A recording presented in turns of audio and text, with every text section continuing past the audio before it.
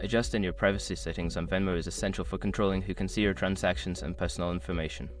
Follow these steps to customize your privacy settings effectively. Step 1. Open the Venmo app. Launch the Venmo app on your mobile device. Ensure you are logged into your account to access your settings. Step 2. Go to Settings. Tap on the menu icon, usually located in the top left corner of the app. From the menu, select Settings to enter the Settings menu. Step 3. Select Privacy. In the Settings menu, find and tap on Privacy. This section allows you to manage who can see your transactions and account details. Step 4. Choose your privacy level. You will see options for privacy settings: public, friend, or private. Select the option that best suits your needs.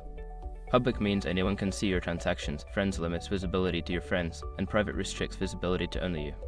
Step 5. Save changes. After selecting your preferred privacy option, ensure you save your changes. Look for a Save button or confirmation prompt to finalize your settings. By following these steps, you can easily manage your privacy on Venmo, ensuring your transactions are visible only to those you choose.